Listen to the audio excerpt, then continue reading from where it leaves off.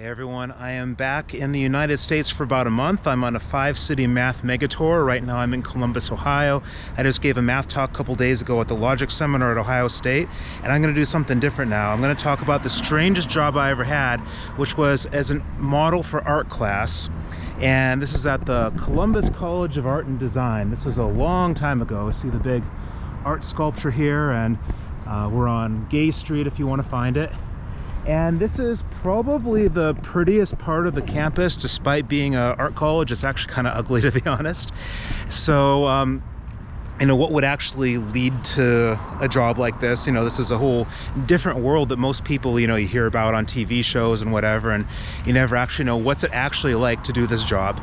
And for me, this started, it was in when I was doing my bachelor's degree at Carnegie Mellon University, and my girlfriend at the time, she was an artist, and she would often use me to draw for her projects, and I was okay with that. But at the time, this is before I was in the gym and I wasn't in any sort of shape, and I was a little embarrassed to do it for the university, and she was suggesting to do that. So I didn't want people that I didn't know to see like my chubby self. And what happened was, after I started the PhD program at Ohio State, I was actually starting to go really hardcore in the gym. I was competing in powerlifting and all that. And it was about 2008. So I finished my undergrad in 2003. 2008, I got this idea the whole art model thing, we'd long since broken up, but I'm like, yeah, maybe I should give that a try. The elephant in the room that I need to address before I do any of the rest of this. First question everyone asked, was it naked or not? And the answer is mostly yes. If it's an illustration class, it would not be naked, but any other class generally would be. So I want to actually say how you find a job like that, because it's maybe not obvious. This is a whole separate world that nobody really ventures into.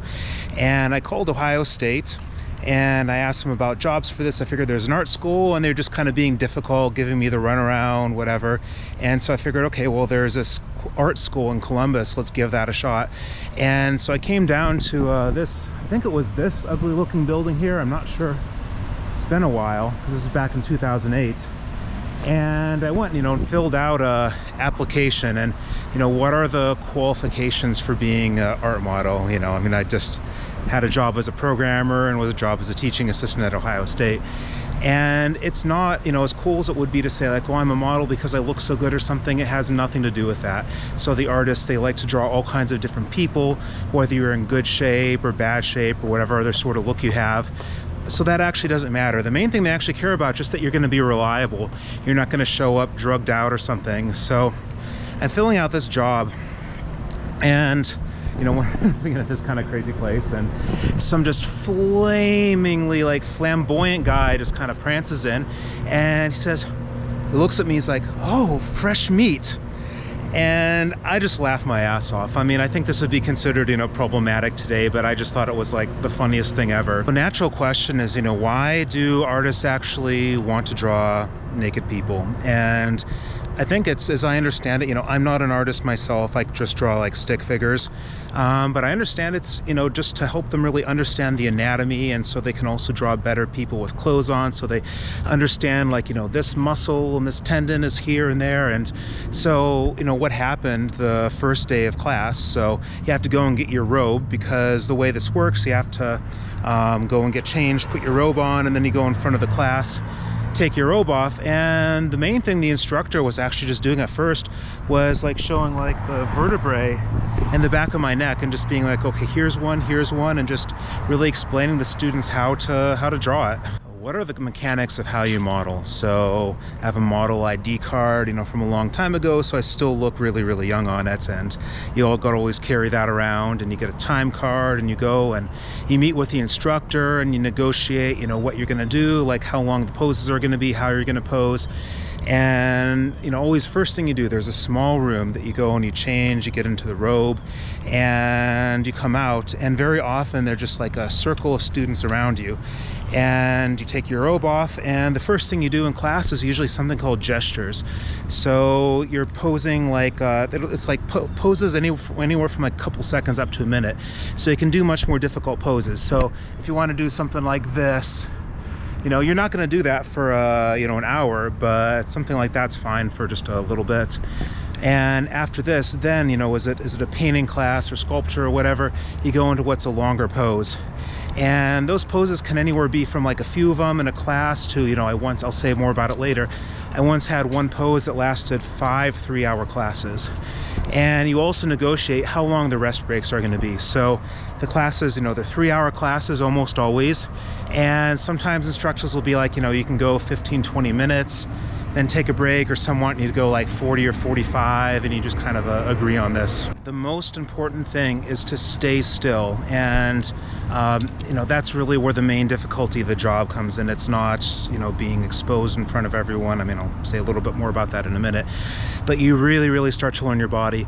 Like, for example, you're not going to keep your hand open for too long. You know, that's something you learn very quickly, that's just a short-term thing.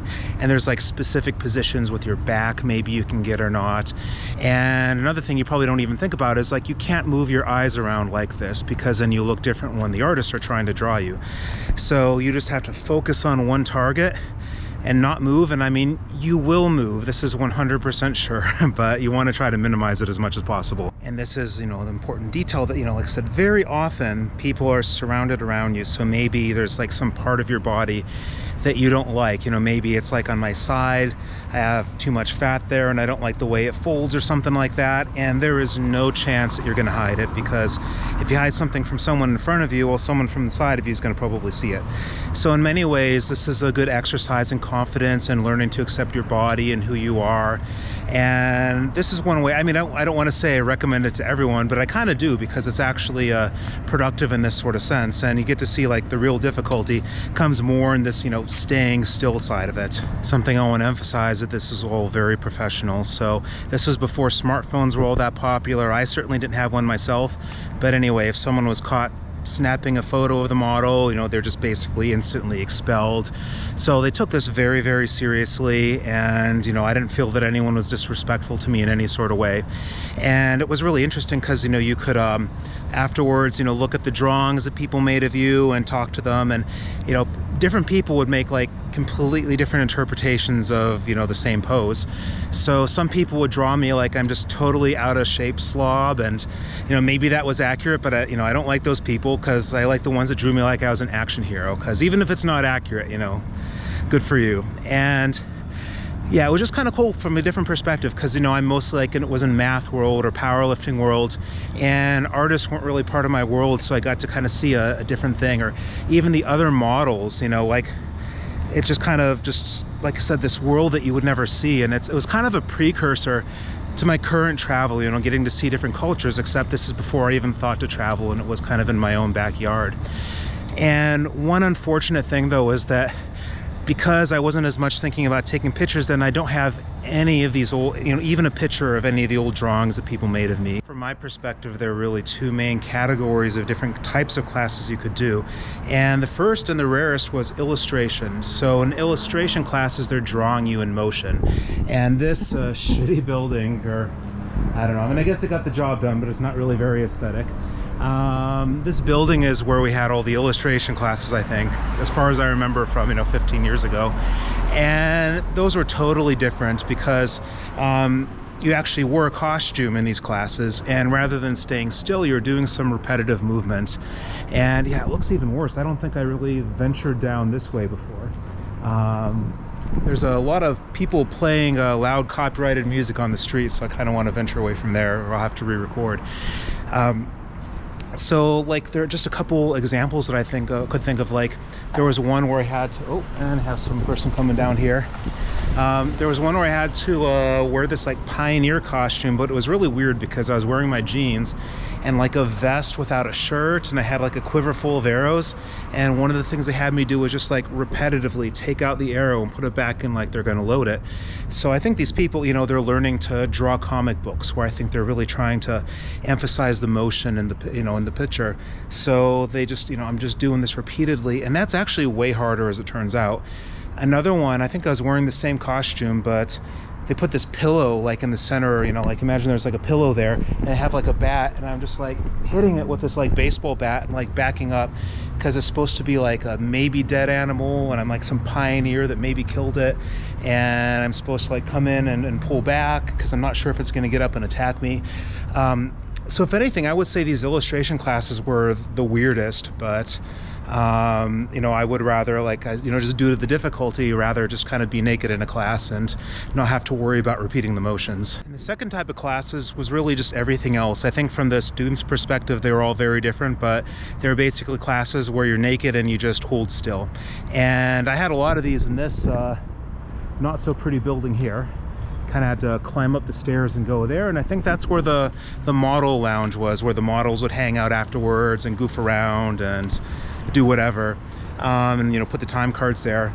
And so some of these were interesting. I mean, it was really mostly the same. So one of them I had the same pose for 5 3-hour classes, and so I'd come back every week and do the same pose, and they had to put markings on the thing I was sitting on so I could get back in almost the exact same position. Of course, it wouldn't be perfect.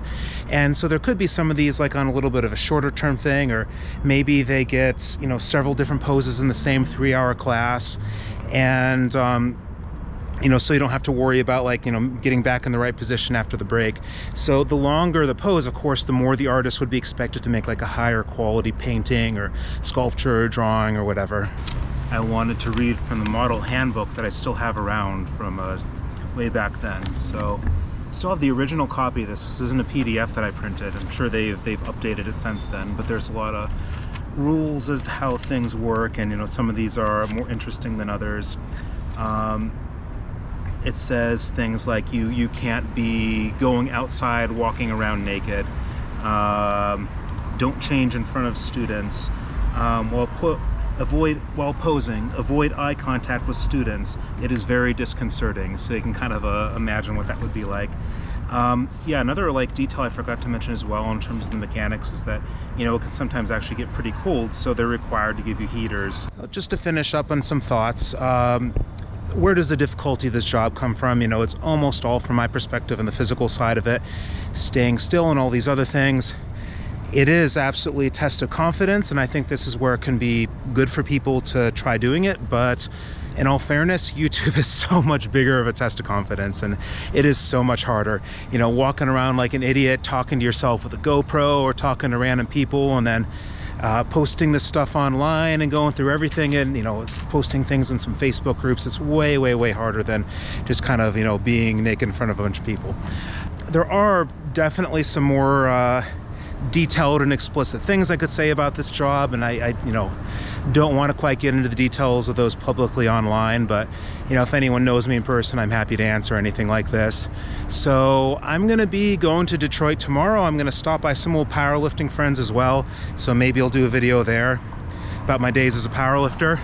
So, just the usual that would help, like, comment, subscribe, share the video, all that sort of stuff. It helps the algorithm, and hope to see you all in the next video. It's a few months later, and I was just editing the video in cold and rainy Warsaw, Poland, and I showed some friends, and the comment was kind of like, did you even get paid to do that? And I wasn't even thinking this, because to me it was more about the experience, and I was being paid well enough by the math department not to really worry. But the answer is yes, it was a job. I did get paid. I don't actually remember how much I got paid, and it was, years ago, so there's been a lot of inflation since then. But people did actually make a living off of it. It wasn't enough to really make you rich, but it also wasn't like poverty wages either. So I think there are ways to do this and get paid a decent amount, but I know it's kind of a non-answer, but I honestly don't really remember how much it was.